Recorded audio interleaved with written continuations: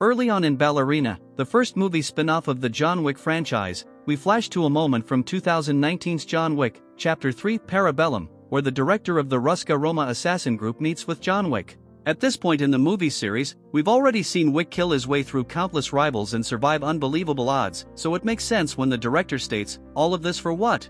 Because of a puppy? In just over a decade, the John Wick franchise has now had 4 baseline movies, a TV spin-off with The Continental, and now its first spin-off film, Ballerina, with many other John Wick extensions in the pipeline. A decade later, it's easy to forget that this all just started with a man pissed that his dog was killed. As this series has grown, it has become increasingly convoluted in ways that are both entertainingly silly and interesting in how they flesh out this world, where every other person seems to be an assassin. What started as a simple revenge tale has been built up into an entire worldwide enterprise of different groups of trained killers, underground safe havens, and an economic system that seems based on paying a single gold coin for any goods or services. More than any other story in this series, Ballerina can often get lost in the mechanics of this world, as the titular character is a cog in one of these assassin groups, while also over-explaining the past of Ana de Armas' lead character, Eve. But when Ballerina leans into what always made the John Wick series fun over-the-top fights and ludicrously fun action scenarios, this spin-off becomes a worthy entry in the John Wick canon. What is Ballerina about?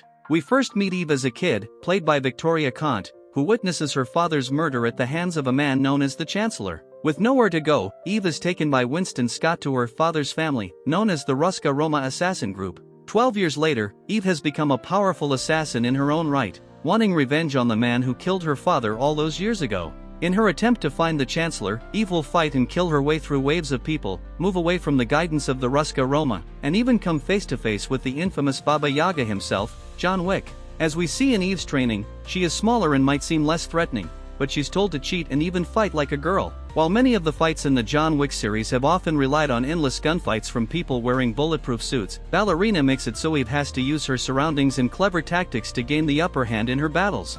We're shown in her training that going head-to-head with someone bigger than her will only lead to failure, but if she fights on her own terms and finds weaknesses she can manipulate, she can win against whoever she fights. If this means kicking guys in the groin, using an ice axe, or just chucking a bunch of grenades all over the place to survive, that's what Eve is going to do. Ballerina is the vision of 3 filmmakers, but it mostly works out in the end. To really get into what works and what doesn't about Ballerina, you have to take a look behind the camera and the film's production. Ballerina was written by Shay Hatton as a spec script that wasn't actually part of the John Wick franchise. Instead, it was supposedly a humorous take on the action film that played with the conventions of the genre. Hatton would go on to write John Wick, Chapter 3 Parabellum and John Wick, Chapter 4, before shifting this script into a spin-off for the John Wick franchise. For the most part, this works. Between his installments of the John Wick franchise and now Ballerina, Hatton has brought a considerable amount of comedy and absurdity to this world and these adventures, without ever taking away from their stakes.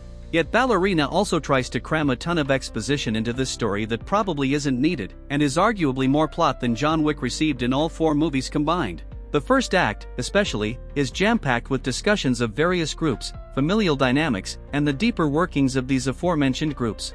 Even by the third act, it feels like we're getting lore drops at unnecessary points. Again, considering how much story Ballerina is trying to cram in here, it's easy to forget how inherently simple this series has always been.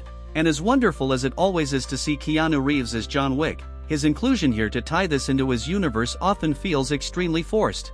Obviously, this is a film that will do far better with this connection than without, but Reeves is shoehorned in ways that are often laughable. He's not a major part of the narrative either, which only makes his addition even sillier when it does happen. Even though this series has been centered around him for years, it might be time to let him stay buried. It's also hard to ignore the fact that Ballerina technically had 2 directors working on this spin-off. Ballerina is credited to Len Wiseman, best known for directing Underworld, Live Free or Die Hard, and the 2012 remake of Total Recall. In many of these films, the action can be clunky, muddled, and without much of an impact. Considering the John Wick movies usually allow the viewer to feel each blow and gunshot, it's a bit of an odd choice that can occasionally be felt in Ballerina, especially in the first act, when the film is overwhelmed with exposition and the fights are fairly standard and are quite forgettable.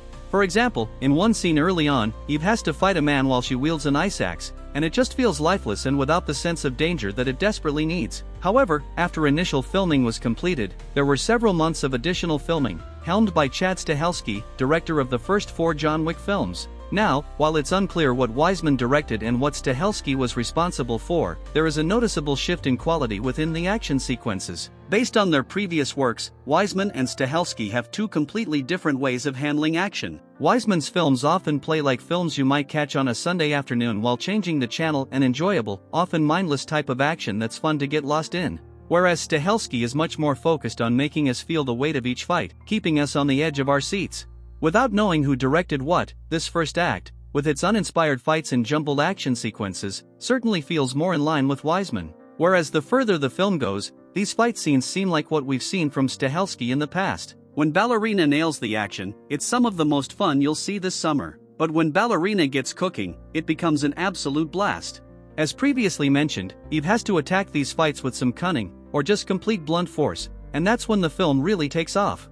At its best, Ballerina leans into what one can assume are the more ridiculous aspects of Hatton's original script, playing with the absolutely bonkers nature of these types of films. In one particularly clever scene, we meet Eve at the end of a fight, walking through the bodies she's killed as she picks up stray weapons and leaves the scene.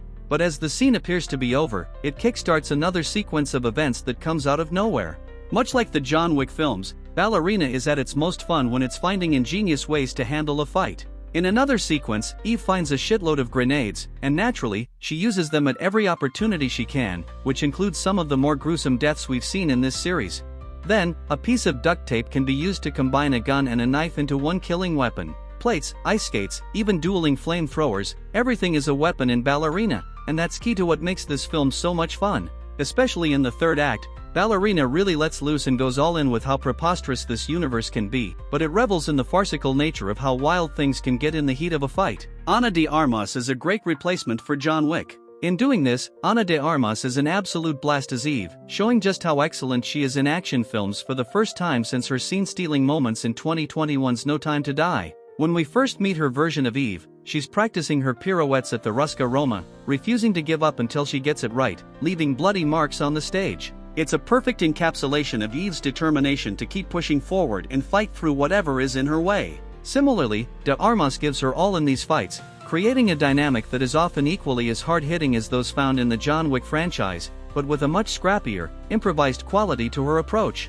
The fights are just as brutal, often even more so, but there's also a more palpable feeling that Eve might not be able to achieve her goals with as much ease as Wick, especially since she's just starting out in this world of assassins. The John Wick series has had its fair share of incredibly badass female action stars, like Rina Sawayama Zakira in Chapter 4 and Halle Berry's Sofia Al-Azwar in Chapter 3, Parabellum, and de Armas also proves that maybe the future of the John Wick franchise should lie with women. As for the rest of the cast, they mostly vary from reminders of previous films in the John Wick series to more generic, action film trope characters. It's lovely to see Sharon once more in what is Lance Reddick's final on-screen appearance, and McShane's Winston is a fun connection to the larger world, making him almost the center of the Wickiverse.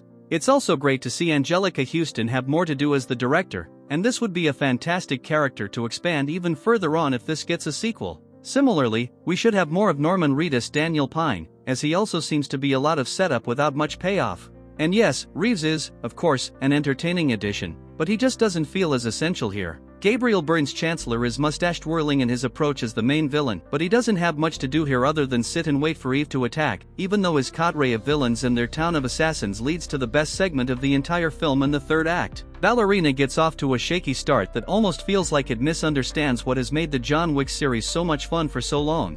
Yet once the absurdity of the action takes hold, and Ana de Armas gets to prove herself as a fitting potential heir to this franchise, Ballerina captures the blunt, chaotic action that this series thrives on.